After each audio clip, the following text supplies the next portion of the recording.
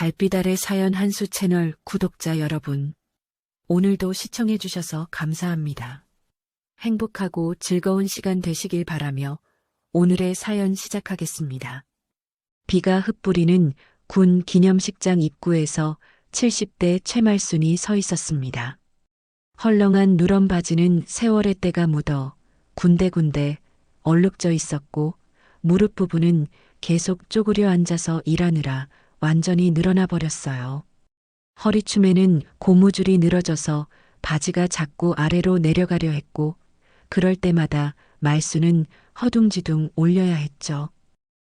발엔 꽃무늬 저고리는 한때 예뻤을 분홍색이 이제는 흑빛으로 변해 있었는데 소매 끝은 너무 많이 빨아서 실밥이 풀어져 나오고 있었어요. 가슴팍에는 음식을 흘린 듯한 얼룩이 여러 개 있었고 등 부분은 구멍이 뚫려서 안에 입은 속옷이 비쳐 보였습니다. 발에 신은 고무신은 앞코가 닳아서 구멍이 날 지경이었고 뒤축은 한쪽이 완전히 떨어져 나가 걸을 때마다 바닥을 질질 끌고 다녀야 했어요. 발가락 부분도 갈라져서 비가 스며들어 발이 질척거렸고 양말도 구멍이 뚫려서 발가락이 삐죽삐죽 나와 있었죠. 머리는 산발처럼 흩어져 있었는데 아침 일찍 밭일을 하고 급하게 나서느라 제대로 빗질할 시간도 없었던 것 같았어요. 하얀 머리카락 사이사이에는 들풀 씨앗이 붙어 있었고 목 뒤로는 흙이 묻어 있었으며 귀 뒤에는 풀잎 조각이 끼어 있었습니다. 손에는 낡아 찢어진 봉투 하나를 꼭 쥐고 있었어요. 봉투는 원래 쌀포대였던 것 같은데 가장자리는 너덜너덜해져서 금방이라도 찢어질 것 같았고 비에 젖어서 더우도 초라해 보였죠. 손톱 밑에는 검은 흙이 끼어 있었고 손등은 거칠고 주름져서 나무 껍질 같았어요. 손목에는 낡은 고무줄로 만든 팔찌가 끼어 있었는데 그것도 여기저기 끊어져서 실로 묶어놓은 상태였습니다. 빗방울이 그녀의 어깨를 적시고 있었지만 말수는 꿈쩍하지 않았어요. 오늘만은 꼭 참석해야 한다는 생각뿐이었거든요. 그녀의 굽은 등과 주름진 얼굴에는 평생 고생한 흔적이 역력했고 왼쪽 다리를 약간 절뚝거리는 것으로 봐서는 관절염이 심한 것 같았어요. 입술은 바싹 말라서 갈라져 있었고 볼은 움푹 들어가서 영양실조기가 역력했습니다. 눈가에는 깊은 주름이 파여 있었지만 그 속에서 반짝이는 눈빛만은 또렷했어요. 행사장 입구를 지키던 의전병 둘이 말순을 보더니 서로 눈짓을 주고받았습니다. 2등병 박현수가 1등병 김영호의 귀에 대고 소곤거렸어요. 저런 몰골이 무슨 귀빈이에요? 거지 할머니 같은데 노인정 행사도 아니고 말이죠. 완전히 꼴사나워요. 우리가 뭔가 실수한 건 아닐까요? 김영호가 고개를 저으며 대답했습니다. 정말 이상하네요. 어떻게 저런 분이 여기까지 왔을까요? 경비에서 막았어야 하는 거 아닌가요? 냄새도 날 것 같고 완전 민망해요. 아무래도 잘못 들어온 것 같은데요. 빨리 내보내야겠어요. 사진이라도 찍히면 우리가 욕먹어요. 상관들이 뭐라고 할지. 정말 민망하네요. 저런 분이 여기 있으면 다른 귀빈들이 뭐라고 할까요? 특히 외국 손님들 오는데. 옷차림 좀 보세요. 저건 완전 걸레잖아요. 냄새까지 나면 어떡하죠? 그들의 시선은 노골적으로 불쾌감을 드러내고 있었어요. 마치 장소에 어울리지 않는 이물질을 보는 듯한 표정이었죠. 코를 찌푸리고 고개를 설레설레 젓는 모습이 역력했고 한 명은 아예 고개를 돌려버렸어요. 주변에 있던 다른 직원들도 하나둘 모여들어 수군거리기 시작했습니다.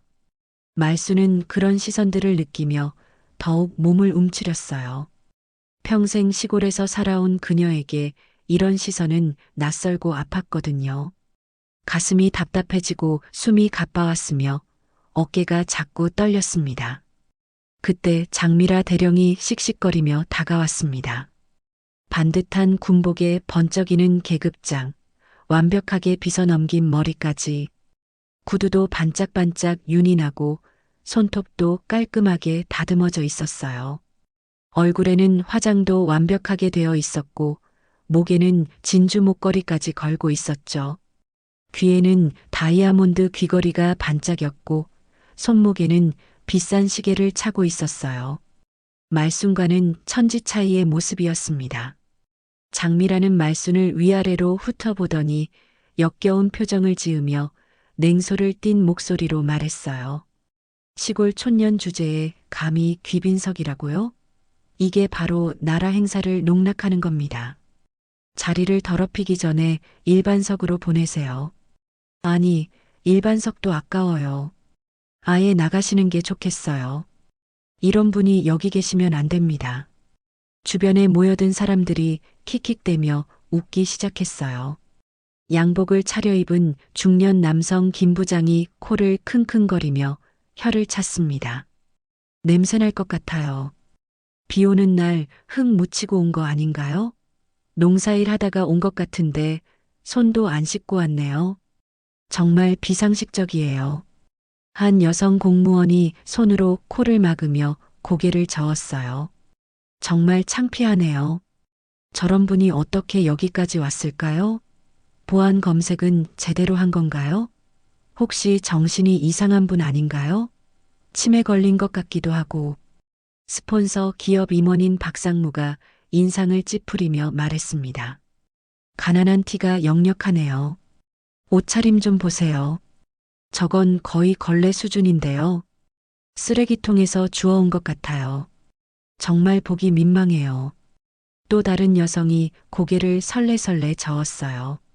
머리도 감지 않고 온 것 같고 손톱도 더럽고 정말 비위상해요. 같은 공간에 있기도 싫어요. 혹시 전염병이라도 있는 건 아닐까요? 저런 분이 여기 있으면 우리 품격이 떨어져요. 빨리 내보내야 해요. 외국 기자들도 올 텐데. 수군거림이 점점 커지자 말순의 어깨가 더욱 움츠러들었어요. 주름진 손으로 봉투를 더욱 꼭 쥐며 낮게 중얼거렸습니다. 귀빈이라고 해서 온 것뿐인데 잘못 온 건가? 왜 이렇게 말하는지, 무슨 잘못을 했다고. 목소리는 작았지만 떨림이 섞여 있었어요. 그녀의 눈에는 당황함과 상처가 동시에 스쳤죠. 50년 넘게 살아오면서도 이렇게 많은 사람들 앞에서 모욕을 당해본 적이 없었거든요. 평생 자신만의 방식대로 성실하게 살아왔는데 겉모습 하나로 이렇게 무시당하니 가슴이 미어졌어요. 눈가가 촉촉해지기 시작했고 목구멍이 막힌 것처럼 답답했습니다. 다리에 힘이 빠져서 휘청거릴 뻔했어요. 장미라 대령은 팔짱을 끼고 더욱 거만한 표정을 지었어요. 그녀 뒤로 몇 명의 장교들이 동조하며 고개를 끄덕였죠. 마치 이미 정해진 결론인 양말이에요. 봐요, 저분이 앉으면 우리 군의 품격이 어떻게 될까요? 기념식은 국가 위신이 달린 행사라고요. 스폰서들과 고위직 분들이 참석하는데 저런 차림으로는 국격을 떨어뜨리는 거예요. 외국 손님들도 오는데 어떻게 해요? 우리나라가 후진국으로 보일 텐데요. 말수는 떨리는 손으로 봉투 안의 초청장을 만져보았어요. 분명히 귀빈석 초청이라고 적혀 있는데 왜 이렇게 취급받아야 하는지 이해할 수 없었어요. 그저 초청받은 대로 정중하게 참석한 것뿐인데 말이죠. 하지만 주변의 시선과 수군거림이 점점 더 거세져서 견디기 힘들었습니다. 자신이 정말 잘못 온 건 아닌지 의심스러워지기 시작했고 발걸음을 돌려야 할지 고민됐어요. 뒤에서 지켜보던 최성민 이등병의 주먹이 떨렸습니다. 할머니를 모욕하는 소리가 귀에 쟁쟁 울렸거든요. 혈관이 터질 것처럼 분노가 치밀어 올랐지만 계급의 벽 앞에서 아무것도 할 수 없었어요. 헌병이 그의 앞을 가로막고 있었고 잘못 행동하면 군법 위반이 될 수 있었으니까요. 이가 갈릴 정도로 분했지만 꼭 참을 수밖에 없었습니다. 눈물이 핑 돌았지만 그것마저 참아야 했어요. 할머니, 성민은 속으로만 외쳤어요. 자신의 무력함이 원망스러웠고 이런 상황을 만든 세상이 미웠어요. 왜 겉모습만으로 사람을 판단하는 걸까요? 할머니가 얼마나 착하고 좋은 분인지 아무도 모르잖아요. 빗소리는 점점 거세져 가고 말순의 마음은 점점 더 무거워졌어요. 과연 자신이 여기 있을 자격이 있는 걸까요? 이런 의문이 머릿속을 맴돌았고 발걸음을 돌려야 하나 하는 생각도 들었습니다. 하지만 초청장을 받고 온 것인데 정말 혼란스러웠어요. 말수는 마침내 용기를 내어 떨리는 손으로 봉투를 내밀었습니다. 봉투 안에서 구겨진 종이 한 장을 꺼내는데 그것은 분명히 군 기념식 초청장이었어요. 하지만 이상했습니다. 초청장 윗부분에는 귀빈석 초청이라고 인쇄되어 있었는데 그 아래 이름 부분에는 검은 볼펜으로 굵직한 줄이 그어져 있었거든요. 마치 누군가 급하게 지운 것처럼 말이에요. 글씨가 완전히 지워져서 원래 이름이 무엇이었는지 알 수 없을 정도였습니다. 장미라 대령이 초청장을 빼앗듯 받아들고는 코웃음을 쳤어요. 그녀는 초청장을 높이 들어 올려서 주변 사람들이 모두 볼 수 있게 했습니다. 봐요, 여러분. 스스로도 지워졌잖아요. 이름이 완전히 지워져 있어요. 이게 무슨 정식 초청장이라고요? 주변 사람들이 웅성거리기 시작했어요. 한 공무원이 고개를 끄덕이며 말했습니다. 정말 이상하네요. 이름이 지워진 초청장이라니 이런 걸로 어떻게 입장하려고 하세요? 장미라는 더욱 거드름을 피우며 계속했습니다. 할머니 같은 분이 앉으면 우리 군의 체면이 땅에 떨어집니다. 이건 국가 행사예요. 품격이라는 게 있어야 하는 거 아닌가요? 저런 차림으로는 절대 안 됩니다. 말순의 두 눈이 흔들렸어요. 그녀는 초청장을 다시 달라고 손을 내밀었지만 장미라는 초청장을 높이 들어 올려서 닿지 않게 했습니다. 마치 놀리는 것 같았어요. 이 초청장 정말 어디서 주워온 건 아니죠? 아니면 혹시 위조하신 건 아니고요? 곁눈질하는 사람들의 수군거림이 더욱 거세졌어요. 한 중년 여성이 혀를 차며 말했습니다. 촌스럽다 정말. 이름도 지워진 초청장 가지고 와서 귀빈 행세를 하려고 하네요. 창피해서 어떻게 해요. 저런 분 때문에 우리나라 이미지가 망가지는 거예요. 정말 뻔뻔하시네요. 상식이 있으면 스스로 물러나야 하는 거 아닌가요?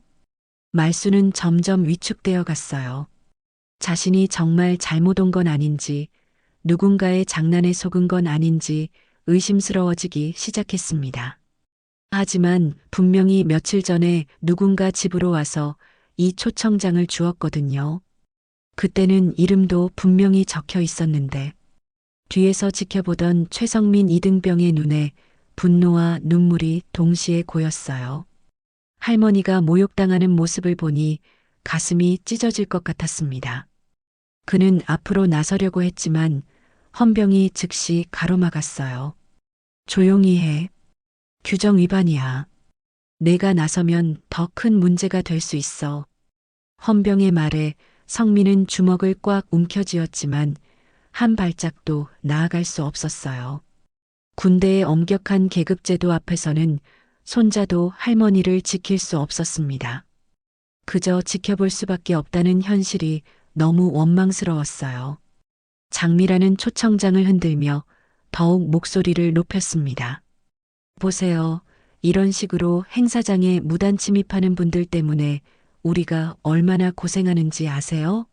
보안도 문제고 질서도 문제예요. 주변에 있던 스폰서 기업 관계자가 고개를 끄덕이며 거들었어요. 맞습니다.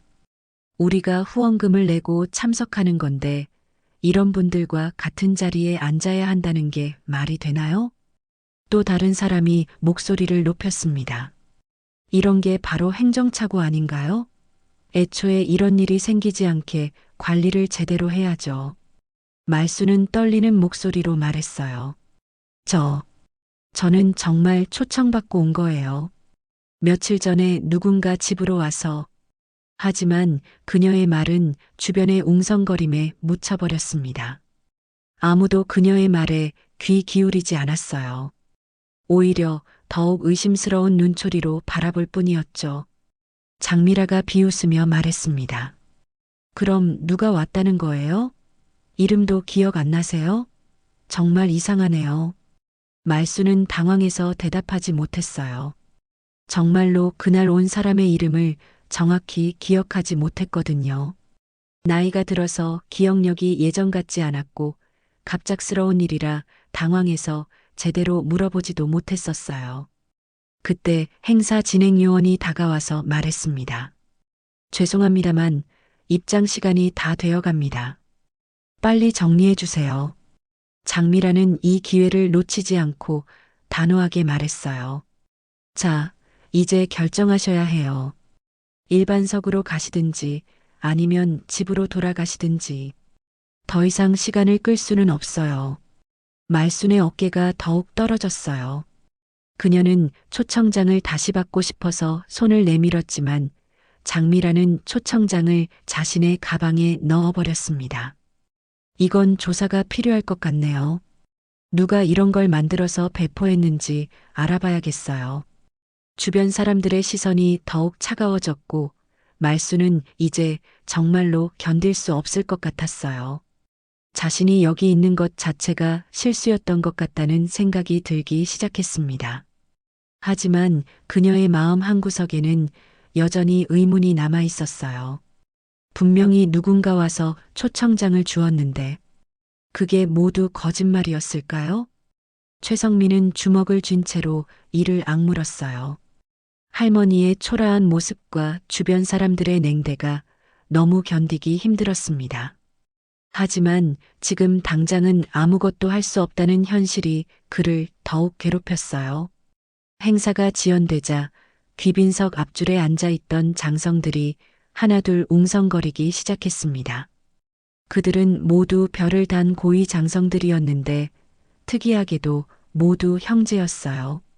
가장 연장자인 정대호 대장은 별 넷을 달고 있었고 그 옆으로 박재현 중장, 김태진 소장, 이석준 준장까지 총 13명의 형제가 나란히 앉아 있었습니다.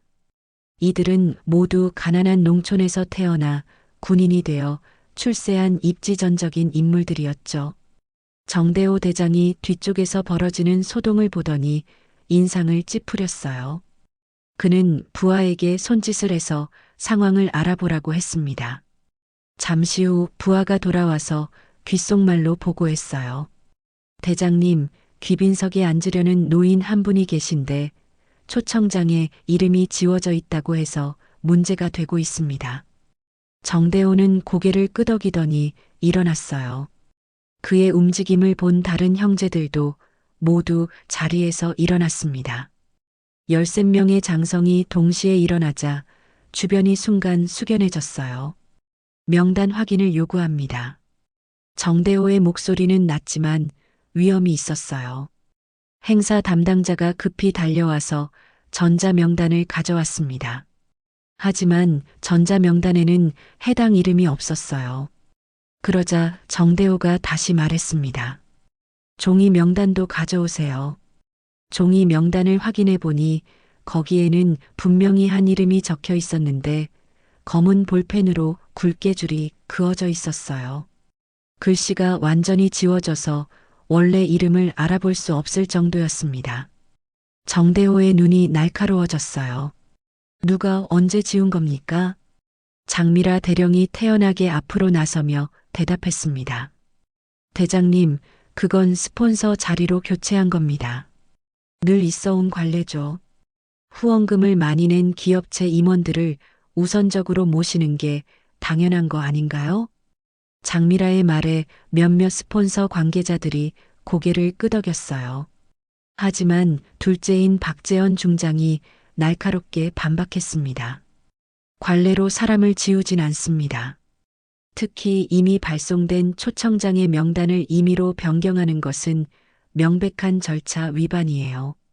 김태진 소장도 목소리를 더했습니다.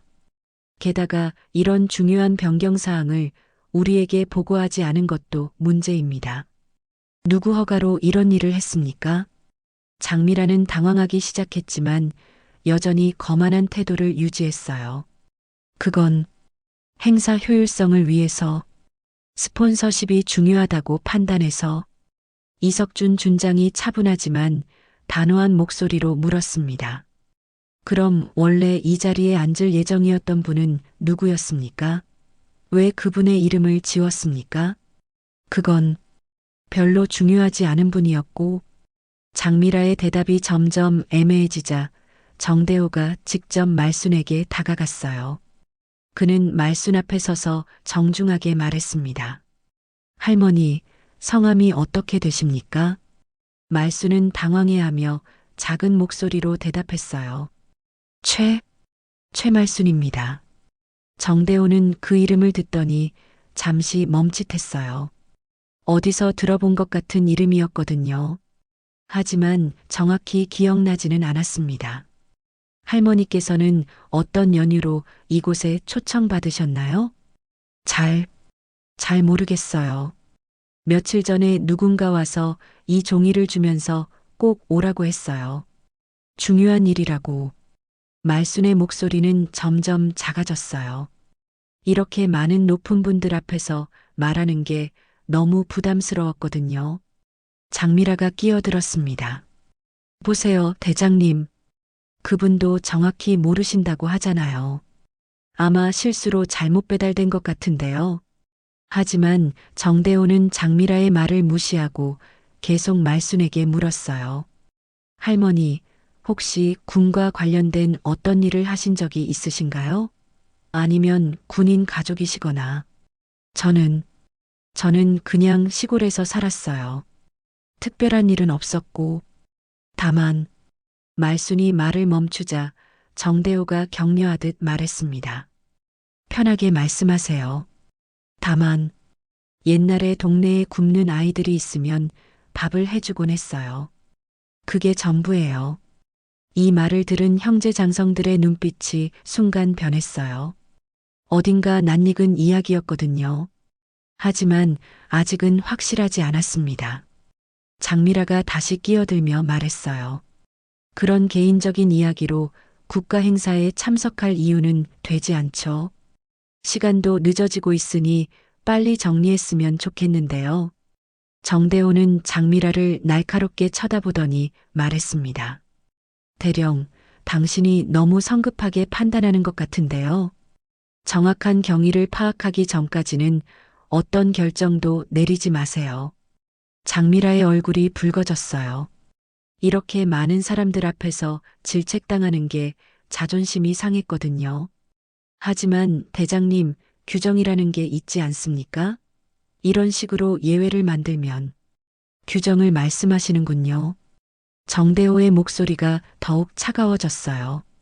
그럼 규정에 따라 누가 이 명단을 조작했는지부터 조사해야겠네요. 주변이 조용해졌어요. 장성들의 위압감이 점점 커지고 있었고 장미라는 점점 궁지에 몰리고 있었습니다. 다른 형제 장성들도 하나둘 의심스러운 눈빛으로 장미라를 바라보기 시작했어요. 이때 말순이 조심스럽게 봉투에서 무언가를 꺼내기 시작했습니다. 그것은 낡은 빨간 공책이었어요. 말순은 낡은 보자기에서 빨간 공책을 조심스럽게 꺼냈습니다. 공책은 세월의 흔적이 역력했어요. 표지는 발에서 원래 빨간색이었는지도 의심스러울 정도였고 모서리는 너덜너덜해져 있었습니다. 제본용 철사도 녹이 슬어서 갈색으로 변해 있었고 페이지 곳곳에는 얼룩과 접힌 자국들이 있었어요. 하지만 그 공책을 바라보는 말순의 눈빛만은 애틋했습니다. 관례. 저도 매일같이 지킨 게 있습니다. 말순의 목소리는 떨렸지만 이전보다는 조금 더 또렷했어요. 밥 한 그릇, 죽 한 숟갈. 떨던 군인들, 굶던 아이들한테 먹인 게 전부입니다. 그녀는 빨간 공책을 펼쳤어요. 첫 페이지부터 마지막 페이지까지 빼곡하게 적힌 글씨들이 나타났습니다. 글씨는 서툴렀지만 정성스러웠어요. 한 글자 한 글자 또박또박 적혀 있었고 날짜와 함께 음식의 종류와 개수가 기록되어 있었습니다. 1973년 3월 12일 옥수수죽 3그릇, 보리밥 5그릇. 1974년 여름 주먹밥 7개, 물 한 주전자. 1975년 겨울 국수 한 솥, 김치 한 접시. 기록들이 끝없이 이어졌어요. 40여 년간의 기록이 그 작은 공책에 빼곡히 담겨 있었습니다. 어떤 날에는 간단한 메모도 적혀 있었어요. 오늘은 아이들이 많이 왔다. 밥이 모자랐다. 내일은 더 많이 해야겠다. 겨울이 너무 춥다. 아이들이 떨고 있다. 따뜻한 국물을 더 끓여야겠다. 한 아이가 울면서 왔다. 사흘째 굶었다고 한다. 많이 먹였다. 행사장이 점점 조용해졌어요. 사람들은 말순이 읽어주는 기록들에 귀를 기울이기 시작했습니다. 장미라도 처음에는 비웃는 표정을 지었지만 점점 표정이 굳어갔어요. 말순이 계속 읽어갔습니다. 1982년 5월 군인 아이들이 왔다. 15명. 모두 말랐다. 국밥을 끓였다. 모자라서 내 것도 줬다. 1983년 겨울 눈이 많이 왔다. 길이 막혔다. 아이들이 며칠째 못 왔다. 걱정된다. 1984년 새로 온 군인 아이가 있다. 고향이 그립다고 운다. 따뜻한 죽을 끓여줬다. 정대호 대장의 얼굴이 점점 굳어갔어요. 다른 형제 장성들도 마찬가지였습니다. 무언가 기억의 저편에서 떠오르려는 느낌이었거든요. 말수는 공책의 한 페이지를 넘기며 계속했어요. 1985년 겨울 형제들이 왔다. 큰아이부터 막내까지 13. 모두 너무 말랐다. 집에 있던 쌀을 다 끓였다. 계란도 넣었다. 아이들이 많이 먹었다. 다행이다. 이 말을 들은 순간 정대호의 눈이 커졌어요. 1985년 겨울 형제 13. 그 기억이 번개처럼 머릿속을 스쳤습니다. 박재현 중장도 몸을 떨기 시작했어요. 그때 그 추위, 그때 그 굶주림, 그리고 그때 그 따뜻한 국밥의 맛이 갑자기 생생하게 되살아났거든요. 말수는 아무것도 모른 채 계속 읽어갔습니다. 아이들이 너무 어렸다. 큰아이도 15살 정도. 막내는 겨우 7살. 모두 떨고 있었다. 국밥을 여러 그릇씩 먹였다. 더 달라고 해서 계속 끓였다. 김태진 소장의 손이 떨렸어요. 자신이 막내였던 것을 기억했거든요. 그때 자신이 7살이었고 너무 배가 고파서 울었던 기억이 났습니다. 아이들이 고맙다고 했다. 한 아이가 나중에 꼭 보답하겠다고 했다. 착한 아이들이다. 이석준 준장의 눈에 눈물이 고였어요. 바로 자신이 그 말을 했던 것을 기억했거든요. 나중에 크면 꼭 은혜를 갚겠다고 절대 잊지 않겠다고 했던 그 약속을 말이에요. 말수는 공책을 덮으며 조용히 말했어요. 이게 제가 평생 해온 일입니다. 특별한 건 아니에요. 그냥 배고픈 아이들 보면 밥을 해주고 싶어서요. 그게 전부예요. 행사장은 완전히 조용해졌어요. 아까까지 수군거리던 사람들도 모두 입을 다물었습니다. 장미라의 얼굴은 창백해졌고 스폰서 관계자들도 어색한 표정을 지었어요. 정대호가 떨리는 목소리로 물었습니다.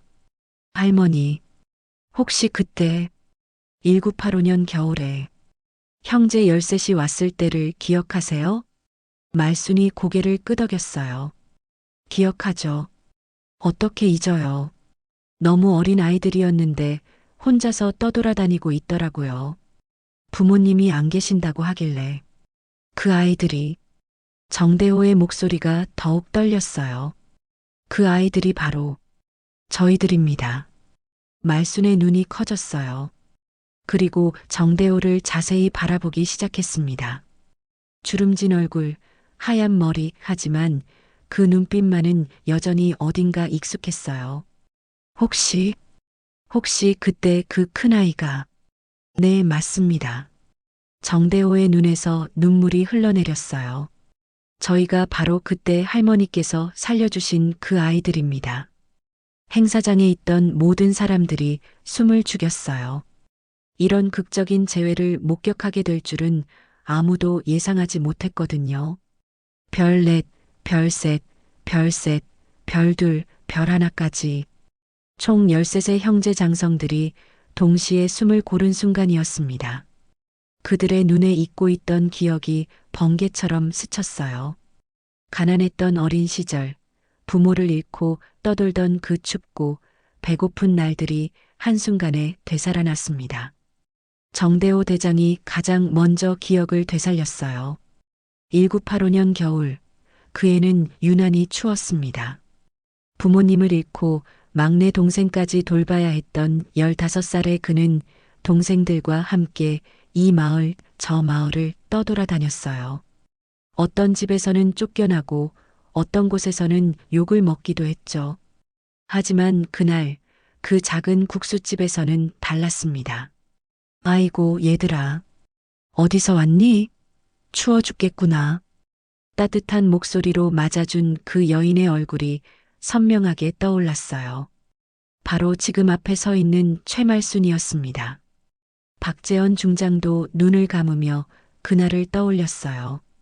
자신은 둘째였는데 형을 도와서 동생들을 챙기느라 자신은 늘 굶었던 기억이 났습니다. 그날도 동생들에게 먹을 것을 양보하려고 했는데 그 아주머니가 자신의 그릇도 따로 챙겨주었던 것을 기억했어요. 너도 먹어야지. 형이라고 굶으면 되냐? 그때 그 말이 얼마나 따뜻했는지 지금도 가슴이 뜨거워졌습니다. 김태진 소장은 당시 7살이었던 막내였어요. 너무 어려서 상황을 정확히 이해하지 못했지만 그날 먹었던 국밥의 맛만은 평생 잊을 수 없었습니다. 계란이 들어간 따뜻한 국물, 그리고 그 국물을 떠서 입에 넣어주던 그 부드러운 손길까지도 말이에요. 많이 먹어라, 막내야. 더 줄까? 그때 그 목소리가 마치 엄마 같았어요. 자신에게는 엄마가 없었는데 그날만은 엄마가 있는 것 같았습니다. 이석준 준장은 중간쯤 되는 나이였는데 그날 자신이 말순에게 한 말을 정확히 기억했어요. 아주머니, 저희가 나중에 크면 꼭 보답할게요. 절대 잊지 않을게요. 그때 진심으로 한 약속이었는데 세월이 흐르면서 잊고 살았던 것이 너무 부끄러웠습니다. 13 형제 모두가 각자의 기억을 되살리고 있었어요. 어떤 형제는 그날 너무 아파서 열이 났는데 말순이 밤새 간병해 준 것을 기억했고 어떤 형제는 옷이 다 찢어져서 추웠는데 말순이 자신의 옷을 잘라서 기워준 것을 떠올렸습니다. 가장 어렸던 6째 이민호 준장은 그날 설사를 해서 계속 울었는데 말순이 따뜻한 죽을 끓여서 조금씩 먹여준 것을 기억했어요. 그리고 자신의 옷을 갈아입혀주고 따뜻한 곳에서 재워준 것까지도 말이에요. 그때 우리를 살려주신 분이. 정대호의 목소리가 떨렸어요. 다른 형제들도 하나둘 눈물을 글썽였습니다. 말순은 놀란 눈으로 그들을 바라보았어요. 그때 그 앙상하고 작았던 아이들이 이렇게 훌륭한 장성들이 되어 있다니 믿기지 않았습니다. 정말 그때 그 아이들이에요? 네, 할머니. 저희가 바로 그때 할머니 은혜로 살아난 그 아이들입니다. 박재원이 앞으로 나서며 말했어요. 할머니께서 그때 주신 그 따뜻한 밥 한 그릇이 저희 형제들의 생명을 구했습니다. 김태진도 목이 메인 목소리로 말했습니다.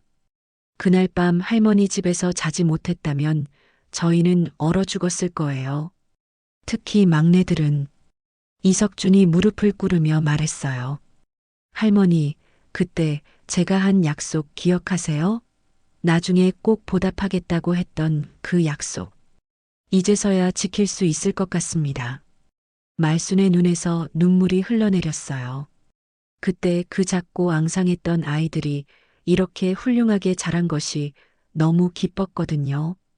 아이고, 우리 아이들. 이렇게 훌륭하게 자랐구나.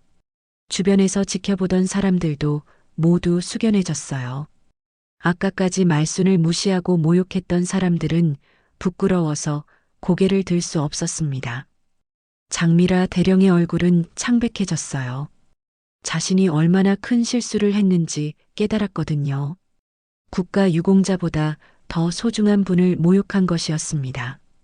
13 형제들은 서로를 바라보며 눈물을 흘렸어요. 그들이 오늘날 이 자리에 있을 수 있는 것은 모두 그날 말순이 베풀어준 따뜻한 사랑 덕분이었거든요. 만약 그날 말순을 만나지 못했다면 그들은 추위와 굶주림 속에서 죽었을지도 모르는 일이었습니다. 할머니, 정대호가 떨리는 목소리로 말했습니다. 저희가 이렇게 될 수 있었던 건 모두 할머니 덕분입니다. 할머니께서 저희에게 주신 건 단순한 밥 한 그릇이 아니었어요. 살아갈 희망이었습니다. 막내 이석준 준장이 떨리는 목소리로 일어섰습니다. 그의 눈에는 어린 시절의 기억과 지금의 감격이 뒤섞여 있었어요. 별 하나를 단 계급장이 빛났지만 지금 그는 그저 은혜를 갚고 싶은 한 아이에 불과했습니다. 대장님, 우리 이 손길 잊으셨습니까? 이석준의 목소리에는 간절함이 묻어 있었어요.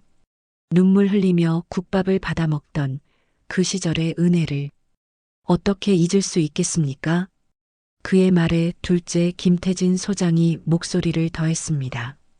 그는 당시 9살이었는데 형들보다 더 말랐었거든요. 저도 기억합니다.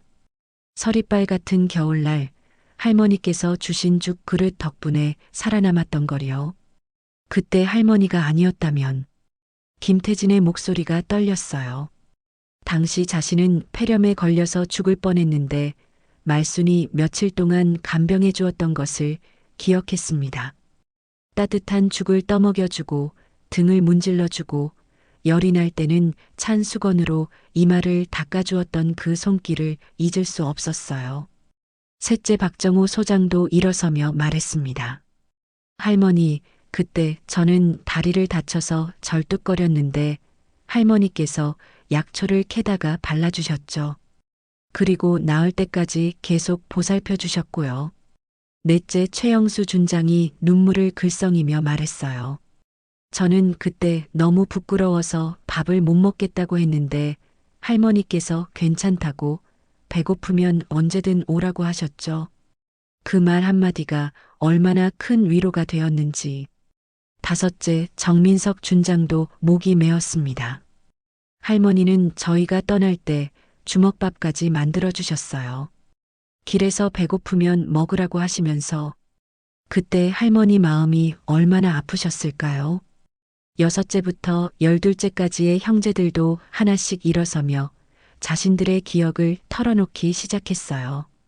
어떤 형제는 말순이 자신의 찢어진 옷을 기워준 것을 기억했고 어떤 형제는 밤에 무서워할 때 자장가를 불러준 것을 떠올렸습니다.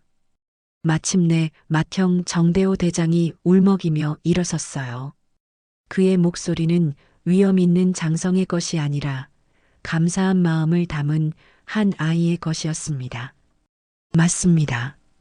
그때 우리 형제들 다 굶어 죽을 뻔했었죠. 정대호의 눈에서 눈물이 흘러내렸어요. 그때마다 국밥을 퍼주신 분이 바로 이분이었구나. 그는 잠시 말을 멈추고 깊게 숨을 쉬었습니다. 그때의 기억이 너무나 생생하게 되살아났거든요. 할머니, 그때 저희는 정말 절망적이었어요. 부모님을 잃고 갈 곳도 없고 먹을 것도 없고 그런데 할머니께서 저희를 받아주셨죠. 정대호가 계속 말했어요. 단순히 밥만 주신 게 아니었어요. 저희를 사람으로 대해주셨거든요. 다른 사람들은 저희를 거지라고 도둑이라고 몰아냈는데 할머니만은 우리 아이들이라고 불러주셨어요. 이 말에 다른 형제들도 모두 눈물을 흘렸어요. 그때 그 따뜻한 호칭이 얼마나 큰 힘이 되었는지 모두 기억했거든요.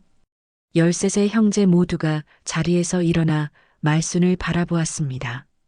그들의 계급장이 반짝였지만 지금 이 순간만큼은 그 모든 것이 무의미했어요. 그들은 그저 은혜를 갚고 싶은 아이들이었습니다. 말순은 그런 그들을 보며 눈물을 흘렸어요. 그때 그 작고 앙상했던 아이들이 이렇게 훌륭하게 자란 것이 너무 기뻤고 동시에 자랑스러웠습니다.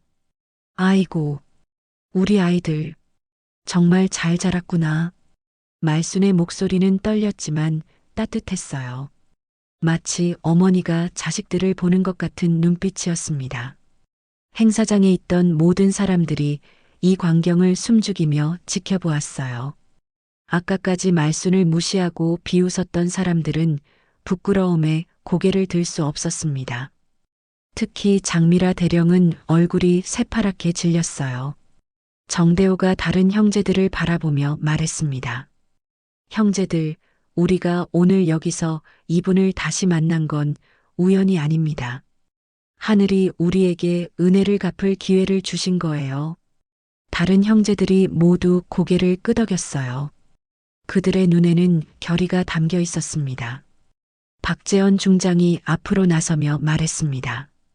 할머니, 저희가 이렇게 될 수 있었던 건 모두 할머니 덕분입니다. 할머니께서 저희에게 주신 사랑이 오늘의 저희를 만들었어요. 김태진 소장도 눈물을 닦으며 말했어요. 그때 할머니께서 주신 건 단순한 음식이 아니었어요. 세상에 아직 따뜻함이 남아있다는 희망이었습니다. 이석준 준장이 마지막으로 말했습니다. 할머니, 그때 제가 한 약속, 나중에 꼭 보답하겠다는 그 약속을 이제 지킬 때가 온 것 같습니다. 13 형제의 눈빛이 하나로 모였어요. 그들은 서로 눈짓을 주고받더니 동시에 결정을 내렸습니다. 정대호가 귀빈석 중앙으로 천천히 걸어갔습니다.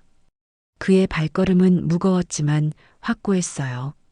비에 젖은 말순의 손을 두 손으로 꼭 잡았습니다. 그 손은 여전히 거칠고 주름져 있었지만 정대호에게는 세상에서 가장 소중한 손이었어요. 귀빈석의 주인은 돈으로 산 스폰서가 아닙니다. 정대호의 목소리가 행사장 전체에 울려 퍼졌어요. 그의 목소리에는 흔들림이 없었습니다. 우리의 생명을 살려준 은인입니다. 그 은혜를 오늘에서야 갚습니다. 그 말과 함께 정대호가 말순 앞에 무릎을 꿇었어요. 별 넷을 단 대장이 한 노인 앞에 무릎을 꿇는 모습에 행사장이 술렁였습니다. 할머니, 용서하세요. 저희가 너무 오랫동안 잊고 살았습니다. 정대호가 말하자 박재현 중장이 그 옆에 무릎을 꿇었어요. 할머니, 그때 주신 사랑을 평생 갚지 못할 것 같습니다. 이어서 김태진 소장, 이석준 준장, 그리고 나머지 형제들이 차례로 말순 앞에 무릎을 꿇었습니다. 13세 장성들이 모두 무릎을 꿇고 거수 경례를 올리는 장면이었어요. 그들의 계급장이 반짝였지만 지금 이 순간만큼은 그 모든 것보다 감사하는 마음이 더 소중했습니다. 할머니께서 저희에게 주신 건 단순한 밥이 아니었습니다. 정대호가 계속 말했어요. 인간에 대한 사랑이었고 살아갈 이유였습니다. 그 사랑이 오늘의 저희를 만들었어요. 행사장은 숨죽인 정적에 휩싸였습니다. 그러다가 한 사람, 두 사람씩 박수를 치기 시작했어요. 처음에는 조심스럽던 박수가 점점 커져서 마침내 행사장 전체가 뜨거운 박수와 흐느낌으로 가득 찼습니다. 말순은 그런 그들을 보며 눈물을 흘렸어요. 그녀는 떨리는 손으로 정대호의 어깨를 어루만졌습니다. 일어나세요, 아이들아. 이렇게 큰 어른들이 왜 무릎을 꿇어요? 하지만 형제들은 일어나지 않았어요. 이석준이 눈물을 흘리며 말했습니다. 할머니, 저희가 받은 은혜를 생각하면 이 정도로는 부족합니다. 할머니께서 저희를 살려주지 않으셨다면 지금 이 모든 것이 존재하지 않았을 거예요. 그때 뒤에서 지켜보던 최성민 이등병이 더 이상 참지 못하고 달려왔어요. 헌병이 막으려 했지만 정대호가 손을 들어 제지했습니다. 할머니, 성민이 말순의 무릎에 안기며 울었어요. 할머니, 죄송합니다. 제가 부끄러워한 건 저였네요. 할머니가 얼마나 대단한 분인지도 모르고 성민의 목소리는 울음으로 떨렸어요. 자신이 할머니를 부끄러워했던 것이 너무 후회됐거든요. 말순이 손자의 머리를 쓰다듬으며 말했어요. 괜찮다, 성민아. 할머니가 초라해 보였을 거야. 하지만 중요한 건 겉모습이 아니란다. 박재현이 일어서며 장미라 대령을 바라보았어요. 장미라는 얼굴이 새파랗게 질린 채로 서 있었습니다. 대령, 당신이 방금 모욕한 분이 누구신지 이제 아시겠습니까? 장미라는 대답하지 못했어요. 자신이 얼마나 큰 실수를 했는지 깨달았거든요. 김태진이 주변 사람들을 바라보며 말했습니다. 여러분, 진정한 귀빈이 누구인지 이제 아시겠습니까? 돈이나 지위가 아니라 남을 위해 베푼 사랑이 그 사람의 진정한 가치입니다. 스폰서 관계자들도 부끄러워하며 고개를 숙였어요. 자신들이 돈으로 자리를 샀다는 것이 갑자기 너무 초라해 보였거든요. 정대호가 일어서서 행사 관계자들에게 말했습니다. 지금 즉시 귀빈석 중앙에 할머니를 모셔라. 그리고 오늘 행사의 주빈은 할머니입니다. 하지만 대장님, 절차상. 절차? 정대호의 목소리가 날카로워졌어요. 그럼 먼저 누가 명단을 조작했는지부터 조사하겠습니다. 이건 명백한 행정범죄입니다. 행사 관계자들이 당황하며 서로를 바라보았어요. 장미라는 더욱 창백해졌습니다. 이석준이 말순의 팔을 조심스럽게 부축했어요. 할머니, 이제 제자리로 가시죠. 할머니가 앉으셔야 할 자리로 말입니다. 13 형제들이 말순을 에워싸며 귀빈석 중앙으로 안내했어요. 그들의 모습은 마치 어머니를 모시는 아들들 같았습니다. 행사장의 모든 사람들이 일어서서 박수를 쳤어요. 아까까지 말순을 무시했던 사람들도 이제는 진심으로 박수를 치고 있었습니다. 말순이 귀빈석 중앙에 앉자 13 형제들이 그 주위를 둘러싸고 앉았어요. 그들의 얼굴에는 만족스러운 미소가 떠올랐습니다. 마침내 오랫동안 잊고 있던 은혜를 갚을 수 있게 된 것이었거든요. 장례는 감동과 뜨거운 박수로 가득했어요. 이 모든 것을 지켜본 사람들은 진정한 귀빈이 누구인지, 진정한 가치가 무엇인지 깨달았습니다. 행사가 끝난 며칠 후 군은 즉시 규정을 대폭 수정했습니다.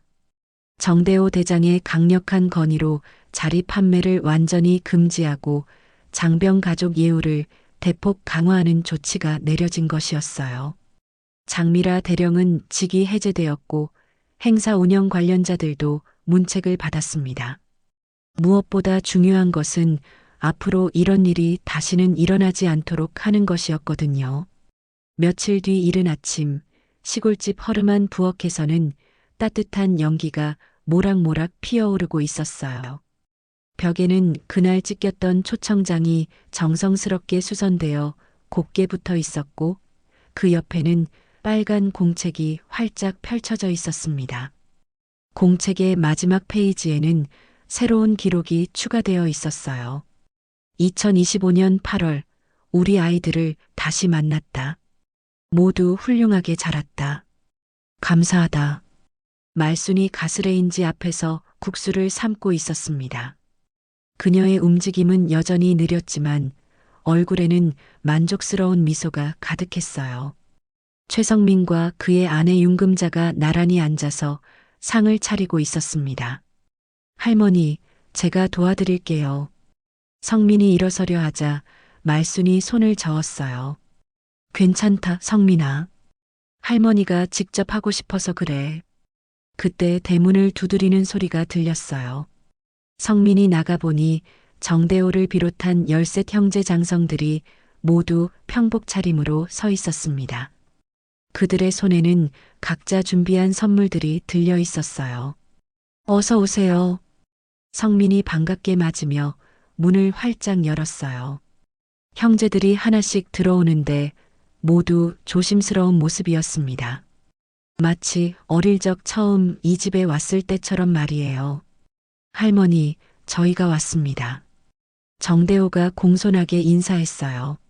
말순이 뒤를 돌아보며 환하게 웃었습니다. 아이고, 우리 아이들. 어서 와라.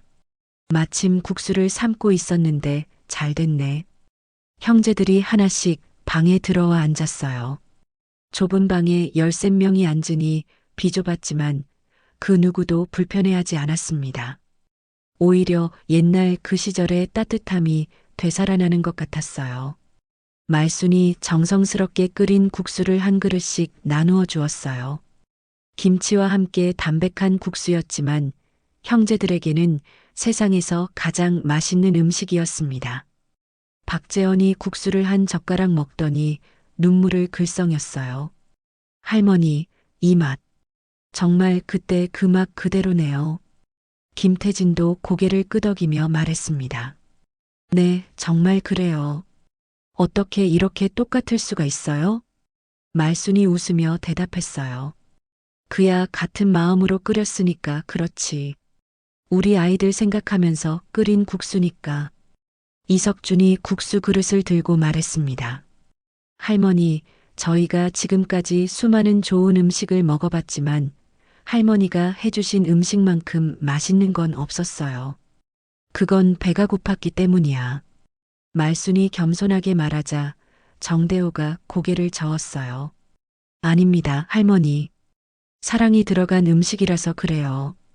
할머니의 마음이 들어간 음식이니까요.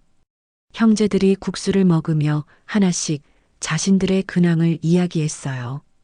누구는 어떤 부대에서 근무하고 있고 누구는 어떤 일을 담당하고 있다는 이야기들이었습니다. 하지만 그 무엇보다 중요한 것은 지금 이 순간 함께 있다는 것이었어요. 최성민도 옆에서 함께 국수를 먹으며 말했습니다. 할머니, 제가 그동안 할머니를 부끄러워했던 거 정말 죄송해요. 말순이 손자의 머리를 쓰다듬으며 말했어요. 괜찮다, 성민아. 사람은 겉모습이 중요한 게 아니라는 걸 이제 알았지? 윤금자도 눈물을 흘리며 말했습니다.